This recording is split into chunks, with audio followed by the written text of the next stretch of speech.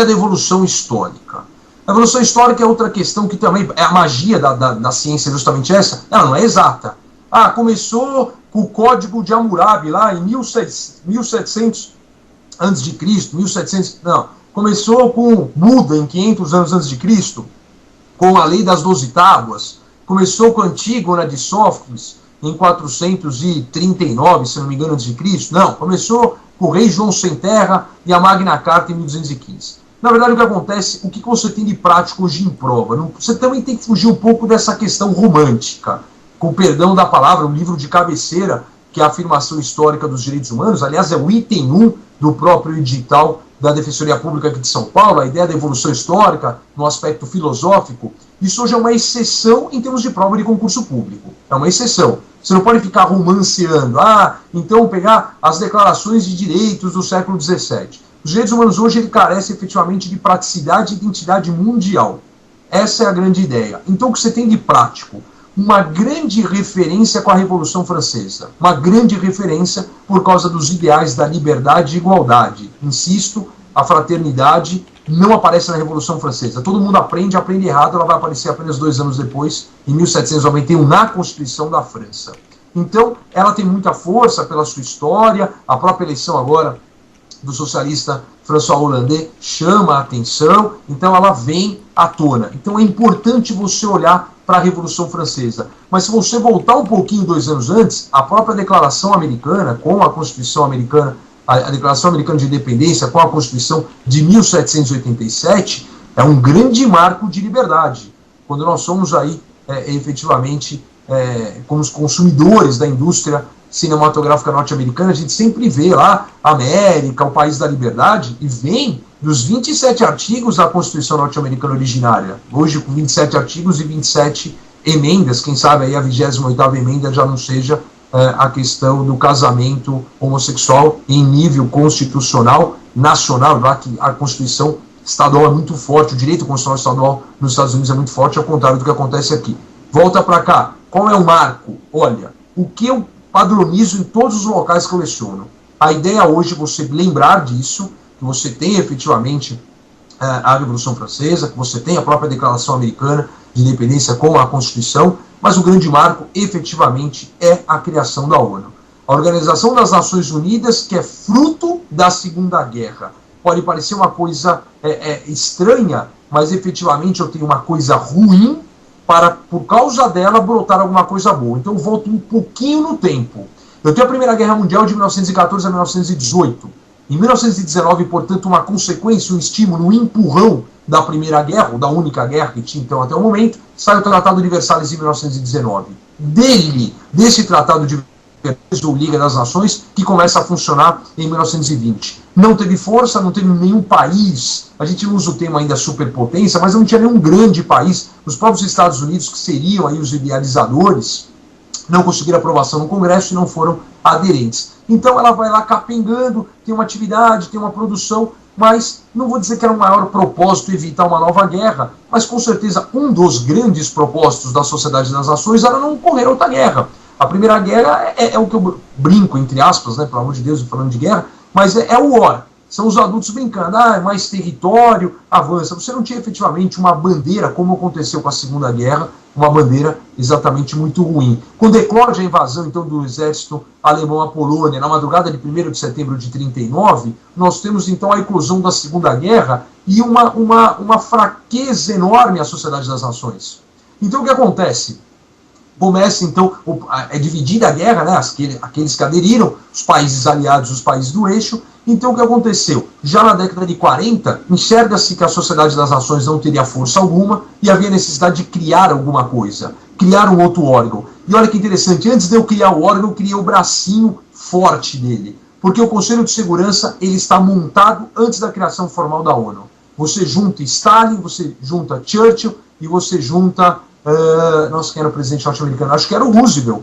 Então era Roosevelt, Stalin e Winston Churchill, Estados Unidos, então União Soviética e o Reino Unido, e eles já no início da década de 40, ainda durante a Segunda Guerra, idealizam então a formação de um Conselho de Segurança, e dele vai brotando até o início da Conferência de São Francisco em abril de 45, até junho sai então a Carta da Organização das Nações Unidas, o documento formal que cria a ONU tal qual como é hoje. Essa grande briga envolvendo a ONU não mudou nada. Para não falar que não mudou assim nenhuma gotinha, o Conselho de Tutela, que é um dos órgãos fundamentais da ONU, hoje não tem mais atividade prática. Ele existe, tem presidente, alterou seu regimento interno, não tem mais a reunião anual, porque eu não tenho mais país tutelado pela ONU. Então a evolução histórica, o que eu gosto é a base da ONU. O que eu vou de 1945 para frente, isso também aparece com frequência. Bom, saiu da Carta da ONU, é importante o candidato ter uma noção efetivamente do que está acontecendo com a ONU, quais são os seus órgãos fundamentais. Eu falo aqui por cima, a ONU é composta de um secretariado, que é um órgão administrativo, chefiado então, já no seu segundo mandato, pelo sul-coreano Ban Ki-moon, que é o secretário-geral, é o cargo administrativo mais alto. Ela tem a Assembleia Geral, que é a reunião de todos os seus membros, atualmente 193 membros, o último foi o Sudão do Sul. Eu tenho o Conselho Econômico Social, que é importantíssimo na evolução histórica, é ele que cria a comissão, a famosa Comissão de Direitos Humanos, que vai fazer os trabalhos da elaboração da Declaração Universal dos Direitos Humanos. Então eu tenho Secretariado, Assembleia Geral, Conselho Econômico Social, eu tenho o Conselho de Tutela, que cuidava dos países tutelados, hoje em baixa, porque já não tem atividade. Eu tenho a Corte Internacional de Justiça, que é uma nota de rodapé extremamente importante. A Corte Internacional de Justiça é o órgão judiciário da ONU para julgar os países violadores dos preceitos da Carta da ONU.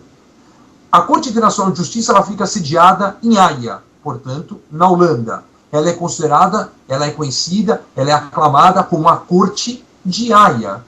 Qual é o problema? Em 1998, deixa eu dar um salto, veio o Estatuto de Roma e cria o TPI, famoso Tribunal Penal Internacional. Um tribunal para julgar pessoas. Corte Internacional de Justiça, órgão judiciário da ONU que julga países. Tribunal Penal Internacional, órgão penal que julga pessoas em 4 delitos. Crimes de agressão, crimes contra a humanidade, crimes de guerra e genocídio. Qual é o grande problema? O problema é geográfico. Aonde fica o TPI? Em Haia, na Holanda. Ah, é o Tribunal de Haia? É. O Tribunal de Haia, mas tribunal... Ah, mas o outro é corte. Isso são termos. Corte e tribunal é mais de uma pessoa. Que os dois ficam em Haia, não pode confundir. Às vezes a pessoa fala aí, o Tribunal de Haia e a Corte de Haia, referenciando um quando deveria ser o outro. Então toma cuidado. Volta à composição da ONU. Assembleia Geral, Secretariado, Corte, que eu falei agora, Internacional de Justiça, Conselho Econômico Social, Conselho de Tutela e o último, o Conselho de Segurança. Conselho de Segurança é que vai cuidar da manutenção e as questões de segurança internacional. Ele é composto de 15 membros. 5 membros são oriundos efetivamente da Segunda Guerra e a grande briga está aí. Não é que o Brasil está fazendo lobby, a Índia, a própria Alemanha, a África do Sul, o Japão, para compor o Conselho de Segurança. O problema é que determinadas matérias de ordem internacional dependem da unanimidade da votação do Conselho de Segurança. E você tem, então, 5 membros fixos, que vêm da Segunda Guerra. Estados Unidos, a então União Soviética, a Rússia, que era da parte jurídica, então Estados Unidos, Rússia, China, França e o Reino Unido. Os 5 mesmos da Segunda Guerra. E você tem, então, os outros 10 rotativos. O Brasil saiu, então, no finalzinho do ano passado, não lembro quem entrou, acho que foi a distribuição geográfica, entrou alguém da América do Sul. Então, os outros 10 rotativos a cada 2 anos. Quem manda? Os 5. Se um desses 5 veta alguma coisa, eles estão falando pelos outros 192 membros, então a briga é essa. Eu quero sentar no Conselho de Segurança porque eu tenho poder bélico. É porque o poder está muito concentrado na mão de de poucos países. Então a grande ideia de aumentar é isso. É questão de tempo do Conselho de Segurança efetivamente aumentar os seus assentos fixos. Saiu da ONU, então nos idos de 46 e 47, o Conselho Econômico Social montou a Comissão Internacional, a Comissão de Direitos Humanos da ONU, que cria trabalhos para fazer um documento aos membros da ONU, da Organização das Nações Unidas. Então, em 1948, juntando as várias delegações, eu tenho 3 personagens importantíssimos que já foram alvos, efetivamente, de várias perguntas. Aliás, Tânia, deixar bem claro, se alguém quiser depois, ou manda para você ou manda para mim, porque não é tão fácil essa compilação de questões de direitos humanos. Eu falo assim, caiu uma prova, tá aí o aluno desesperado, caiu aonde? Eu não vi, em prova do quê? Então caiu já a questão de direitos humanos envolvendo esses personagens. Quem são eles? Então, Eleanor Roosevelt, a esposa do Franklin Delano Roosevelt, ela é a presidente da Comissão de Elaboração da Declaração Universal dos Direitos Humanos. Depois você que está assistindo, joga aí no YouTube, Declaração Universal dos Direitos Humanos, é ela que efetivamente vai ler em 10 de dezembro de 48 a declaração na sessão histórica da ONU. Segunda pessoa extremamente importante, René Cassin, se escreve René Cassin no francês, jurista francês, renomado, Prêmio Nobel da Paz, quando que o Cassin ganhou? 1968, 20 anos de Declaração Universal. Ele também é um dos expoentes, e ele lembrou, quando recebeu o Prêmio Nobel da Paz, do brasileiro Austrégésilo de Ataíde, que também o ajudou. Ele fala, olha, muito da Declaração Universal, a Declaração Universal tem 30 artigos, ele fala que muito da Declaração Universal saiu da pena, da ponta da caneta do meu amigo Austrégésilo de Ataíde. Então você tem esses três personagens que compõem a história que nos interessa em termos de prova da Declaração Universal. A Declaração Universal ela tem duas coisas que nos chamam a atenção. Primeira, dos seus 7 considerandos e dos seus 50 artigos, metade fala das liberdades clássicas. Segundo, e aqui uma pegadinha, e muito cuidado o pessoal que vai fazer a prova da Defensoria Pública de São Paulo. Por quê? A natureza jurídica da Declaração Universal, quando você analisa, num primeiro momento lá atrás, então eu estou na década de 50, 48 para frente, eu vejo uma recomendação. É o Conselho Econômico Social recomendando lá aos membros da ONU. O que aconteceu? O texto é de uma magnitude enorme, de tão importância, que ao passar do tempo, boa parte dele foi sendo incorporado às constituições ocidentais. Por causa disso, a doutrina deu uma evoluída e disse o seguinte, olha, não posso falar mais, que a Declaração Universal tem natureza jurídica de mera recomendação. Ela tem natureza de ius cogens, ela tem natureza de direito, de norma obrigatória no âmbito do direito internacional. Por que eu dei esse alerta para a Defensoria Pública aqui de São Paulo? Quem é o presidente da Comissão de Elaboração da Prova de Direitos Humanos aqui da Defensoria Pública de São Paulo? É o corregedor, que era o ex-procurador, quando teve a criação da Defensoria, ele migrou, então eu posso falar, fui aluno dele, o Carlos Weiss. O Carlos Weiss tem a posição doutrinária que ele entende que é recomendação. Então, para que você vai querer dar um ponto de faca? Vai querer brigar com o examinador? Então, toma cuidado. Ah, você responderia o quê? Depende. Na prova de quem? Na prova aqui de São Paulo, da Defensoria Pública, eu colocaria, então, recomendação. Não tem problema. Ah, e se eu já estou numa segunda fase, então, pode escrever? Você pode colocar, olha, seguindo, inclusive, a doutrina tal, entretanto, não vai querer desafiar o examinador, que não existe isso aí. Entretanto, você põe a outra linha. Hoje a linha, é difícil falar a linha majoritária. Você tem que fazer uma quantificação. Quantos estão escrevendo, o que são... Hoje, a corrente, a onda mais forte é efetivamente que é norma de conteúdo obrigatório internacional. Norma de ius cogens. Então, toma cuidado. É uma resolução, né, o instrumento chama-se resolução, de 10 de dezembro de 48, a data histórica, tanto é que é considerada o Dia Internacional dos Direitos Humanos. Então, criação da ONU em 45, Declaração Universal em 48. O texto da Declaração Universal, por essa natureza jurídica lá atrás, de recomendação, vai perdendo força. E ao perder a sua força, o que vai acontecer? Efetivamente, ele vai sendo, não é desrespeitado porque se ele é recomendação não tem obrigatoriedade, mas o texto vai virando um papel, um nada. Não vai tendo efetivamente mais valor algum. Então tiveram a brilhante ideia de salvar o texto. Uma ideia tosca que não vingou era alterar o texto. O texto é histórico, não se mexe. O texto é imutável. Então vamos fazer o quê? Vamos fazer um pacto internacional. Vamos fazer um pacto internacional que alcance o conteúdo da declaração. E por que não ir além? Então começaram as discussões na década de 60 para criar um tratado internacional. Tratado aqui como termo genérico dentro do direito internacional que serve para tudo, para pacto, para protocolo, para resolução, para declaração, enfim. O mundo está dividido em 2 blocos, o bloco americano e o bloco soviético. O bloco americano pelos países basicamente aqui da América e da Europa Ocidental. O bloco soviético para o país da Europa Oriental, por países da Ásia e da África.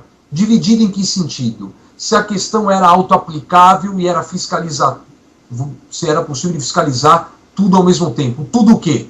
Os direitos civis, políticos, econômicos, sociais e culturais. Acabou prevalecendo a vontade do bloco americano.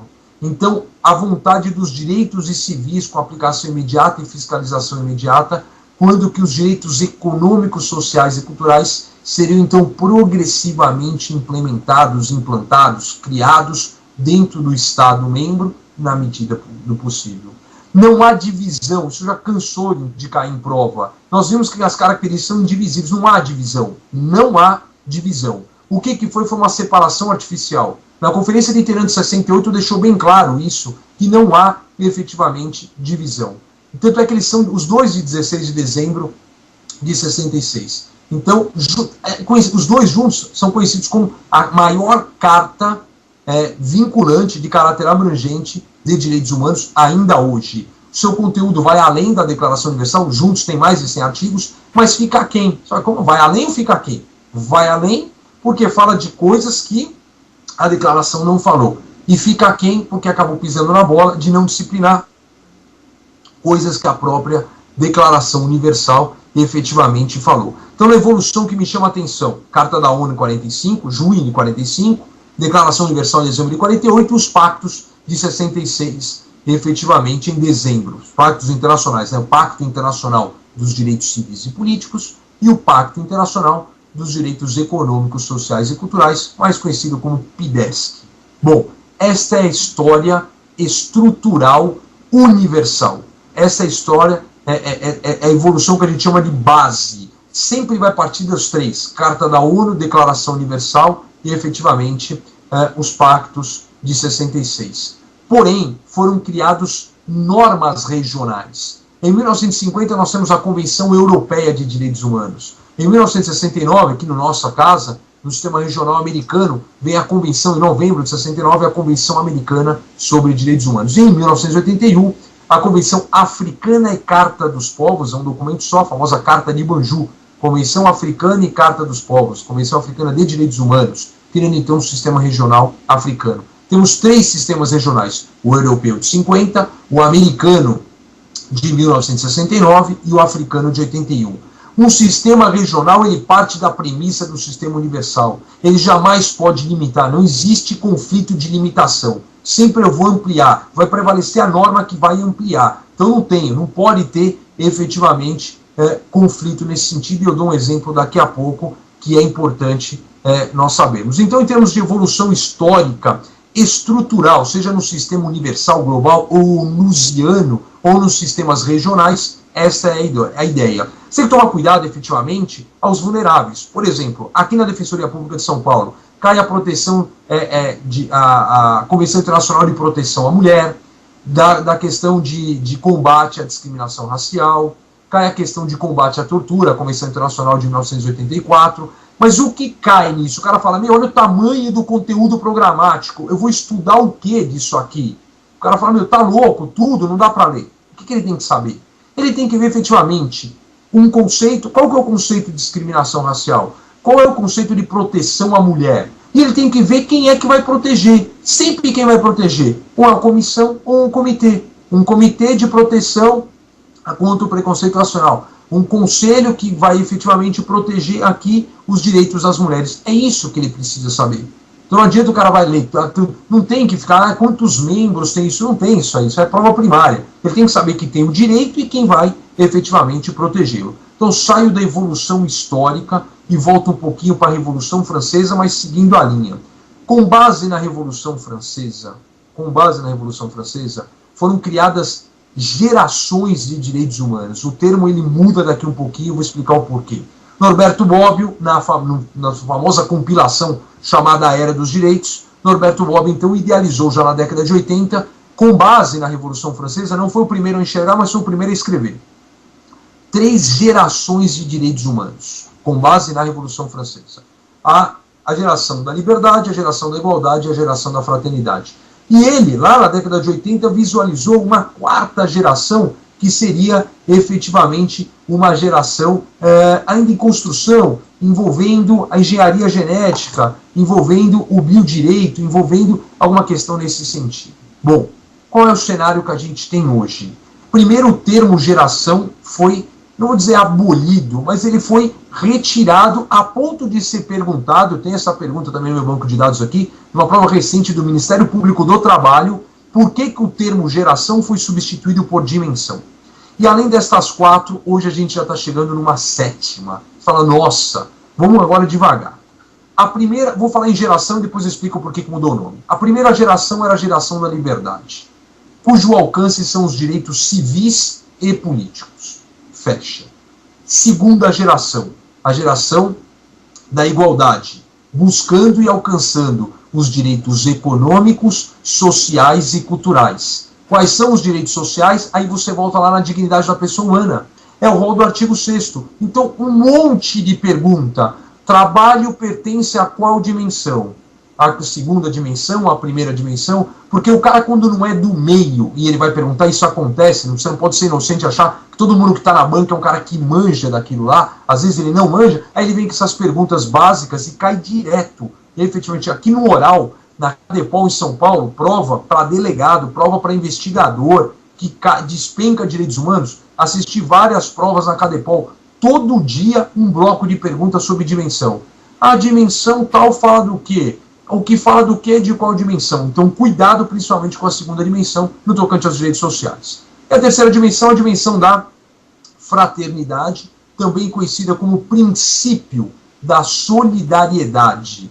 Ela alcança efetivamente os direitos difusos. O grande destaque aqui é o direito à paz e à democracia. Porém, Paulo Bonavides disse que o direito à paz trasladou, palavras dele, num capítulo próprio, para efetivamente um direito próprio, para uma dimensão própria. Então, o direito à paz pegou a mochilinha, saiu da terceira dimensão, falou, estou indo embora, e foi para a quinta dimensão. Ele fala isso e um monte de gente repete o que ele fala. Volta à quarta dimensão. A quarta dimensão fala o que a gente chama hoje do biodireito, da engenharia genética, da célula-tronco. Então, efetivamente, você tem, em termos de prova, até a quarta. Mas já apareceu quinta? Apareceu. Apareceu já em questões da área de segurança pública, a quinta dimensão como direito à paz. Ufa, acabou? Não, não acabou. O professor Bulos, o Adilâmigo Bulos, professor da PUC aqui de São Paulo, ele fala numa sexta dimensão, em edição recente do livro dele. Isso que é muito legal, porque ele não falava. Então, alguma coisa está acontecendo na terceira dimensão, porque mais alguém está indo embora. Ele fala que a democracia também saiu da terceira dimensão. Só que não só ela. Ele fala que a sexta dimensão é composta da democracia, do direito à informação. Tânia, não sei se você acompanhou, publicou ontem ou hoje a Lei 12.000 e não sei quanto, que dá direito efetivamente a acesso de informações, de questões de governo e tal, que já é um preceito constitucional, lá no artigo 5º, inciso, se eu não me engano, 33, por ali, que fala que todo mundo tem que ter direito ao acesso à informação. Então, é um tema extremamente atual. O Bulos, ele fala exatamente isso, que a democracia e o direito à informação e o pluralismo político compõem hoje a sexta dimensão. Porém, há uma linha doutrinária não tão expressiva, é verdade, que fala que o direito à água compõe a sexta dimensão. E, por fim, a sétima dimensão é uma coisa extremamente recente, já estão falando que é o direito à internet. O direito à internet, então, seria a sétima dimensão. O que eu posso esperar em prova? Olha, eu lembro da segunda fase do MP São Paulo 2010, aquela última prova que tiveram 4 fases, né? Aquela preliminar de múltipla escolha, aquela subjetiva, mas não a prova ainda de peça antes do oral, que caíram exatamente assim. Quais eram as gerações, não foi nem o termo dimensão, quais eram as gerações, quais são as gerações clássicas dos direitos humanos. Eu lembro, eu e a Tânia ainda trabalhávamos juntos em outra empresa, e eu que comentei essas questões, mandei, inclusive, lembro como se fosse hoje, eu mandei para ela, e foi a questão mais simples do mundo, bastava responder: liberdade alcançando os direitos civis e políticos, igualdade, os direitos econômicos, sociais e culturais, e efetivamente a fraternidade, ou o princípio da solidariedade, alcançando os direitos difusos, com destaque à democracia e à paz. Então, esta é a ideia dimensional. Por que mudou de nome? Entende-se que geração fazia assim, primeira geração, para a próxima geração, para a próxima geração. Puxa, você pode falar assim, tem nada mais importante? Puta viadagem isso. E eu, como São Paulino, então, eu posso efetivamente falar nesse sentido. Então, na verdade, não é. Eu lembro aqui das frases, ou da frase, ou do pensamento do professor de Direito Constitucional, acho que foi o melhor professor que eu tive de Direito Constitucional na minha vida, e hoje eu tenho a reverência de lecionar ao lado dele lá no Damásio, que é o professor Cássio Juvenal Faria. Lembro numa aula, eu aluno do Damasio em 99, sobre teoria da desconstitucionalização. Lembro e nunca mais esqueci, ele falou assim, ó, não serve para nada, é inútil, mas cai. Então eu trago aqui, efetivamente, para geração de menção. Para mim, não serve para nada.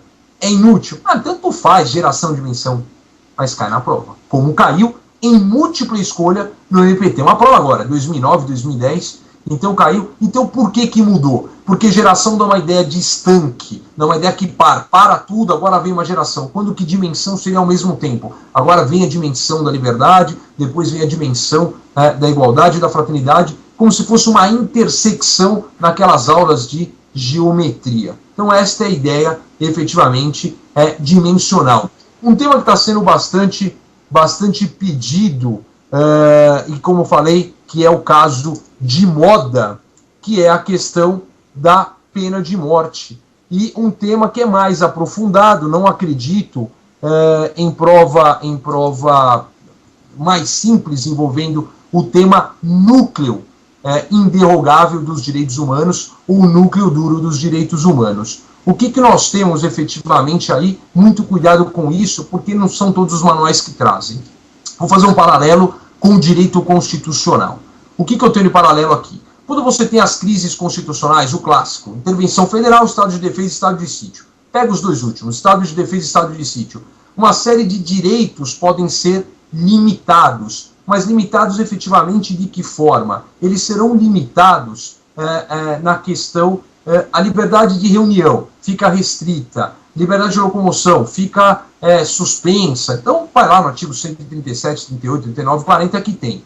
No âmbito do direito internacional dos direitos humanos, também acontece isso. O artigo 4º, número 1 do Pacto Internacional dos Direitos Civis e Políticos, ele traz efetivamente o seguinte, que uma série de direitos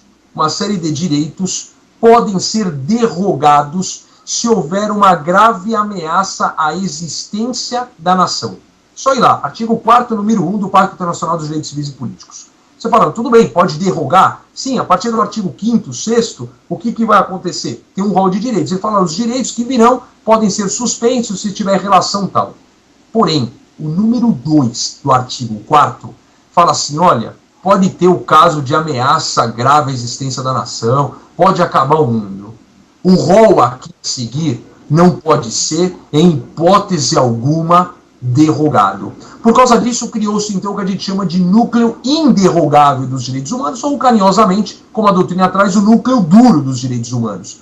Então, muita coisa aí é óbvia. Não pode ter escravidão, não pode ter servidão, não pode ter tráfico de escravos, nem o tráfico nessa ideia de servidão, não posso ter pena cruel, tratamento desumano, tratamento degradante, não posso ter tortura, tudo isso é bastante tranquilo. São 8 espécies dentro do núcleo duro dos direitos humanos. Mas o que chama atenção é a questão da preservação da vida e a pena de morte. Primeiro que a vida não é direito absoluto, já começa daí. Muita gente acha que a vida é direito absoluto, você tem legítima defesa, você tem aborto autorizado, já teve aí a recente decisão do Supremo, no caso de autorização ou não do aborto por questão de anencefalia. Então a proteção à vida começa na concepção, isso é norma de direito internacional dos direitos humanos. Então se você permite o aborto, não importa de qual sentido, você efetivamente não está deixando o direito à vida efetivamente blindado e sim relativizando. O que cai, despenca e é difícil. O que pode ou não pode fazer acerca da pena de morte por causa do núcleo duro dos direitos humanos. Então olha só que interessante. No núcleo duro, eu não posso executar a pena de morte onde foi abolida. Eu só posso executar a pena de morte em caso de crimes mais graves. Então eu não estou relativizando a vida, eu estou protegendo-a. Eu não posso executar a pena de morte, por óbvio, enquanto não transitou em julgado. Portanto, o recurso tem efeito suspensivo. Eu não posso blindar aquela pena. Ou seja, é possível, em qualquer caso, isso é muito importante, em qualquer fase do processo, para qualquer crime, para qualquer pessoa, efetivamente uma comutação de pena não exclusória da vida, por qualquer que seja outra pena, de caráter perpétuo, ou até mesmo algum tipo de perdão. É aquela velha visualização do telefone vermelho nos filmes norte-americanos. Se o governador ligar, já que essa questão é muito estadual lá, se o governador ligar, então dá efetivamente um termo de anistia, de indulto, de perdão. qualquer caso, em qualquer fase, para qualquer pessoa, é possível conceder o perdão e não executar a pena de morte. Mas o filé vem agora. Não posso executar a pena de morte em crianças. A Convenção, claro que a norma que eu estou falando é de 66, mas quando surgiu a norma, a Convenção Internacional dos Direitos da Criança, de 1989, o artigo 1º fala, são crianças os menores de 18 anos. O ECA é um problema interno, criança e adolescente, né, até os 12, dos 12 até os 18 incompletos. Então, no âmbito internacional, criança é menor de 18 anos. Não se executa a pena de morte no caso de menores de 18 anos. E ainda, não se executa a pena de morte nas gestantes, por 2 motivos. Primeiro, princípio da individualização da pena. Eu vou matar 2 pessoas, já que a vida começa na concepção. E o segundo, que volta ao próprio primeiro. Se eu vou matar um bebê, eu estou matando alguém com menos de 18 anos. Esse é o sistema de proteção à vida, na espécie da questão da pena de morte, no sistema universal. Agora, olha que paralelo interessante. Lembra que eu falei do sistema regional, sistema universal? No sistema regional, eu posso ampliar, eu não posso limitar, porque já está consagrado. O direito humano alcançado não retroage. Então, eu posso efetivamente ampliar? Posso ampliar. De que forma? Olha que curioso, a nossa Convenção Americana sobre Direitos Humanos, mais intimamente conhecida como o Pacto de São José, ela parte dessa premissa e amplia. Ela fala assim, olha, não pode realmente executar a pena de morte nos menores de 18 anos. Não pode executar a pena de morte, como ela mesma afirma, em mulheres em estado de gestação. E não pode executar a pena de morte aos maiores de 70 anos. Então, olha essa diferença. É uma pergunta extremamente aprofundada, o cara tem que conhecer dos 2 sistemas. Esta é a ideia do núcleo duro dos direitos humanos. Núcleo inderrogável é aquele núcleo onde não se permite violar. É um rol, e é raro isso na ciência jurídica, de direitos absolutos. Sai do núcleo duro, vamos fechar essa teoria geral, para a gente falar um pouquinho sobre a parte especial e ver o Corinthians perder, que vai ser o mais engraçado da noite. Olha só, eu tenho ainda a federalização dos atos graves violadores de direitos humanos, mais conhecido como IDC, que é justamente um incidente de deslocamento de competência. Por que ele chama atenção? Porque ele é exceção. Qual é a regra? Vamos pegar aqui a parte criminal. Vou pegar um crime comum, um crime de homicídio. Então, por exemplo, aqui, eu estou agora em Jundiaí, moro aqui em Jundiaí. Então, aliás, vou falar de onde eu trabalho. Então, pronto, lá em Itatiba, aqui no interior de São Paulo, acontece um homicídio. A vítima, uma pessoa comum. Aliás, me perdoe de eu cortar. Vamos pegar o fato que aconteceu hoje. No domingo, uma adolescente de 14 anos, efetivamente, não sei se já foi divulgado na imprensa, mas não tem problema, que aconteceu hoje esse fato. Então, no domingo, uma garota de 14 anos foi dada como desaparecida lá em Itatiba. Foi feito o registro lá no distrito policial, a mãe dela fez o registro, a mãe dela acho que fez o registro, e hoje essa criança, essa adolescente apareceu num lago em Jaí.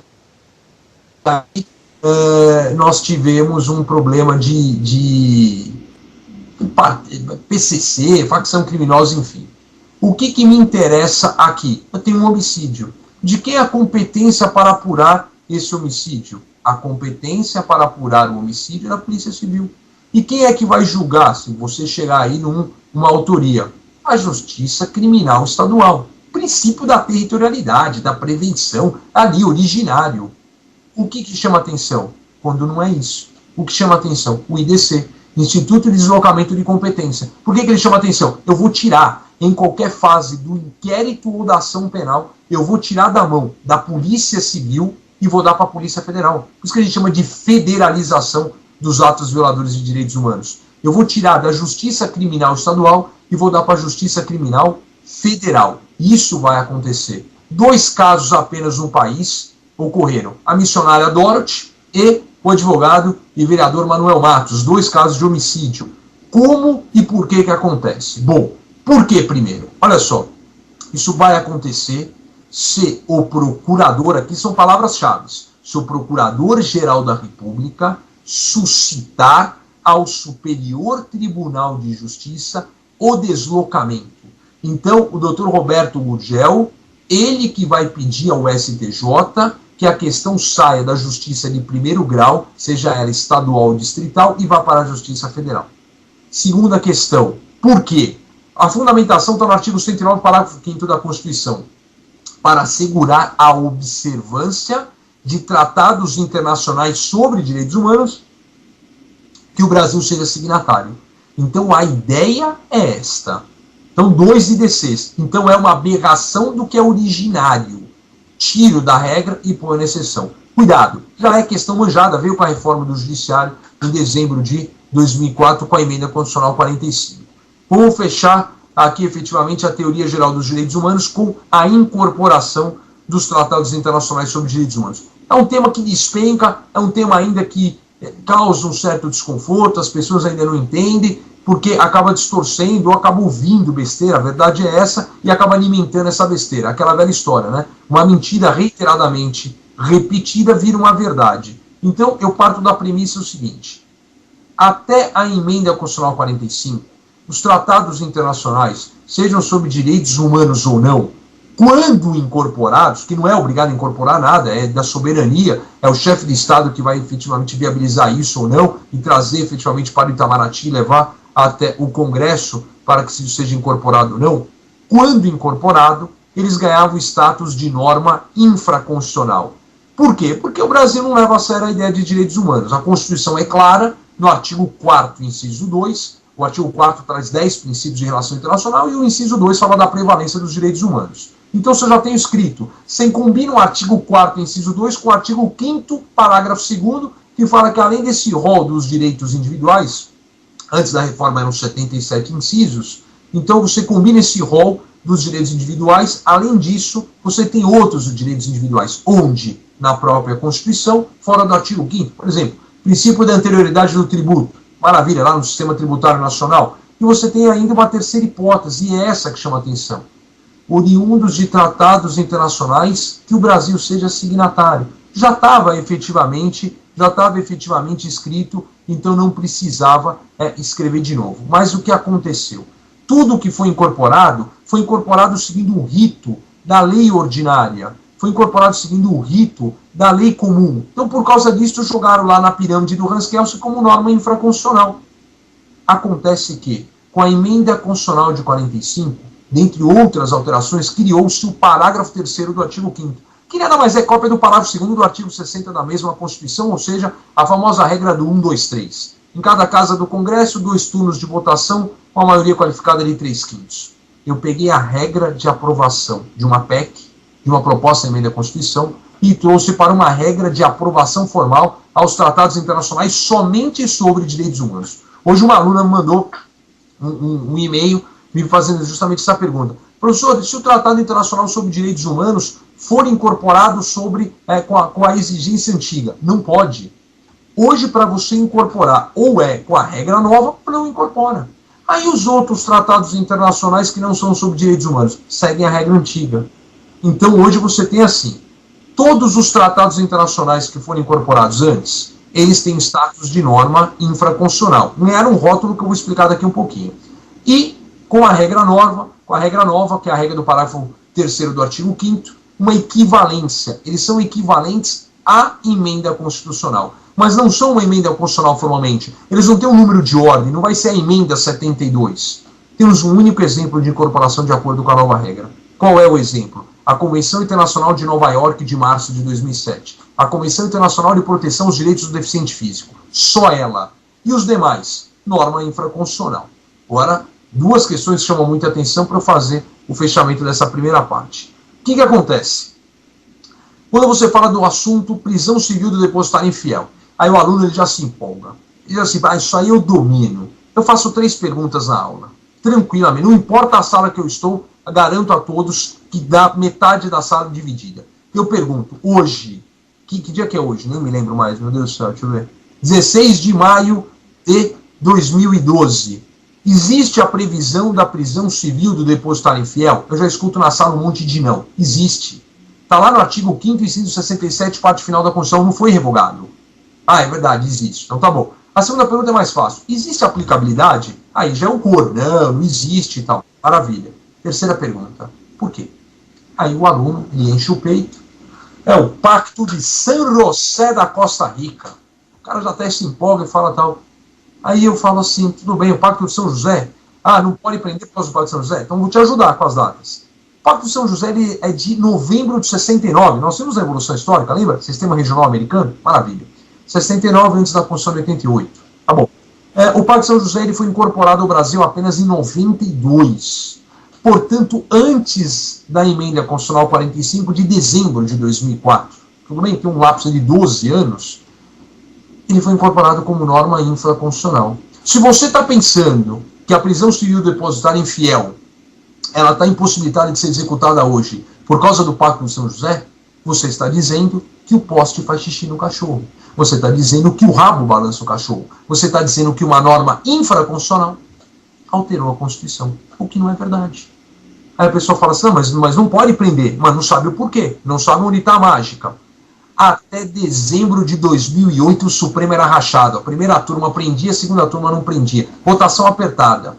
Em dezembro, o HC oriundo de Tocantins uniformiza o entendimento do Supremo. Num caso interpartes, ou seja, até dezembro de 2008, o cara ficava à mercê de sorte. Se eu cair na primeira turma, eu tô preso. Se eu cair na segunda, eu tô livre. E aí, interpartes.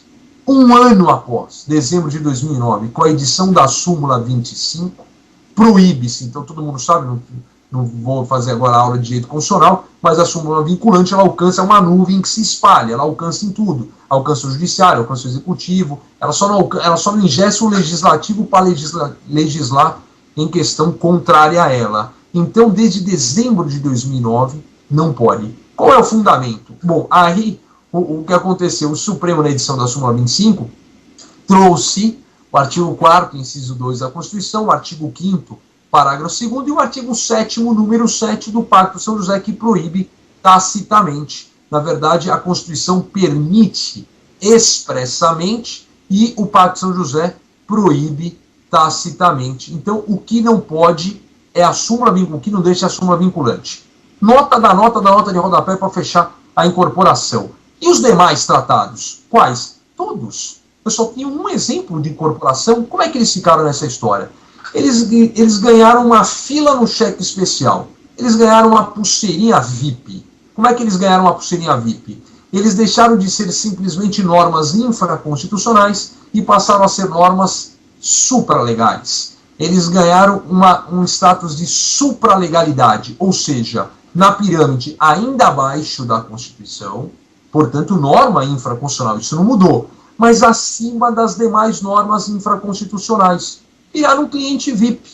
Para que isso? Para não ter qualquer lei básica alterando um tratado internacional. Para não ter uma lei aqui, qualquer que seja a lei, alterando, por exemplo, o próprio Pacto de São José, que é a norma mais importante do sistema regional americano sobre direitos humanos. Então, dessa forma, pelo menos um ampassão, uma ideia aqui globalizada, eu fecho o que eu chamo de teoria geral dos direitos humanos. Seria mais ou menos esse cenário. O que me chama mais atenção na parte especial, o que eu chamo de análise normativa. A ideia de lembrarmos das normas específicas protetivas, como nós temos efetivamente a questão das crianças em 89, a questão do combate à tortura no âmbito universal em 84, no âmbito regional americano em 85, a questão do combate à discriminação racial, mas eu prefiro pegar o sistema regional americano no primeiro momento. Então eu vou chamar aqui um pouquinho a atenção da Convenção Americana sobre Direitos Humanos para a gente fechar o nosso bate-papo. A Convenção Americana sobre Direitos Humanos, conhecida entre nós como Pacto de São José, ela é de novembro de 69, ela teve sua fortíssima influência no Pacto Internacional dos Direitos Civis e Políticos de 66. Ela trouxe a ideia efetiva dos direitos civis e políticos e deixou em milionésimo plano a ideia dos direitos econômicos, sociais e culturais. Apenas um artigo dentro da Convenção Americana, que é o artigo 26, naquela ideia de desenvolvimento progressivo na medida do possível. Portanto, já é uma natureza nossa deixar os direitos econômicos, sociais e culturais. Não é à toa que está a sexta economia mundial. Olha a parte do direito social e efetivamente nós vamos ver, igual eu falo, né? A criança que teve os dois braços mortos, 14 anos, adolescente, é o que a gente chama no linguajar um pouco mais assim, maneirar a linguagem, vamos ver assim, de rua, é um vaporzinho do PCC. E onde que está a família? Onde está a base social? Então a gente tem isso aí destruído também, e é reflexo de toda essa incorporação. A Convenção Americana sobre Direitos Humanos, ela traz um rol de direitos muito parecido com os direitos civis e políticos. Muito parecido. O que chama a atenção, como toda norma, quem é que protege esse rol de direitos? Dois órgãos de fiscalização a partir do artigo 30. A Comissão Interamericana de Direitos Humanos e a Corte Interamericana de Direitos Humanos. A comissão é um órgão extrajudicial localizado, sediado em Washington, nos Estados Unidos. A Corte é um órgão jurisdicional. A Corte Interamericana de Direitos Humanos, ou a Corte de São José, que fica sediada em São José, na Costa Rica, a Corte, efetivamente, é como se fosse a Corte Internacional de Justiça da ONU. É a Corte do nosso sistema regional americano, do nosso sistema da Organização dos Estados Americanos, o sistema OEA. É ela que julga, se reúne 2 vezes por ano. Como é que a coisa funciona? Primeiro, a comissão. Quem tem acesso à comissão? Qualquer pessoa, qualquer ONG legalizada no país. Mas não qualquer país, olha que interessante. Um país, para ter acesso à competência, à funcionalidade da comissão, tem que reconhecer expressamente a competência da comissão. Porque a comissão pode mandar relator, pode mandar uma série de comissões investigativas, então ele vai autorizar. A comissão é um PROCON, ela não julga, ela vai tentar fazer composição, ela tem prazos para fazer a composição. Quem são as partes? 99,9% é uma pessoa, uma ONG reclamando do país. Mas você pode ter um país contra outro país. Se esse outro país não faz parte da comissão, não reconhece a comissão nada pode fazer por uma questão de soberania. Então, quem tem acesso à comissão? Qualquer pessoa, qualquer ONG legalizada no país, ou qualquer país que reconheça a competência da comissão. A comissão resolveu? Show de bola. A comissão não resolveu? A questão sai do aspecto extrajudicial e efetivamente vai para onde? Para uma questão jurisdicional. Aonde ela vai por uma questão jurisdicional? Ela vai efetivamente julgar. Que tipo de julgamento? Cível. Vai julgar violação de direito, vai julgar o país. Como é que vai julgar criminal o país? Então, a natureza é cível, vai julgar aquele que efetivamente reconheça a competência da corte também. Quem tem acesso à corte? Aqui é outra coisa que também pode aparecer. Quem tem acesso à corte? Dois órgãos apenas, ou 2 pessoas, vamos assim dizer. A própria comissão, que acaba funcionando até mesmo como um Ministério Público, e o país que reconheça também expressamente a atitude da corte. O aluno mais sábio, ele pensa assim, mas o cara ele reconhece a Comissão Americana sobre Direitos Humanos, não reconhece a comissão nem a corte? Tem toda a razão, não tem quem fiscalize e não vai fazer nada. O Brasil, no primeiro momento, teve reservas em relação à corte e ainda tem reservas em relação à comissão, até hoje. O Brasil tem reservas em relação à comissão, não é automaticamente o direito de visitação da comissão aqui, então tem que pedir autorização expressa. Não é que não vai autorizar, né? Eu diria que é para preparar o terreno. Então, nós temos efetivamente essa diferença. A comissão é um órgão extrajudicial e a corte é um órgão jurisdicional. Quem tem acesso à corte? Apenas a comissão e efetivamente os países que reconheçam a competência expressa da corte para exercer a jurisdição. Uma nota da nota de rodapé. Nós estamos em 2012, 2011, se não me engano, em dezembro, novembro de 2010, houve uma alteração no regimento interno da Corte Interamericana de Direitos Humanos, permitindo a figura do chamado defensor interamericano de participar das audiências, como se fosse para acompanhar e defender uma parte interessada. Não houve alteração, aqui que é a coisa mais complicada, não houve alteração no texto da Convenção Americana, mas houve alteração no regimento interno, criando essa figura do defensor interamericano. Tem que tomar muito cuidado nesse sentido, principalmente o pessoal que vai fazer a prova agora da Defensoria Pública aqui em maio, agora em São Paulo. Mais alguma questão em termos da corte? Sentença inapelável, de natureza civil, e se tiver alguma obrigação pecuniária, o cara executa dentro do próprio país, na vara de execução competente, normalmente da vara de execução criminal. Olha, Tânia, eu acho que, fechando a teoria geral e dando essa ideia do sistema regional americano, tá um bom prato aí para a pessoa ter alguma ideia básica. A maioria não teve direitos humanos na graduação, mas acho que já dá uma luz aí para quem estava um pouco perdido.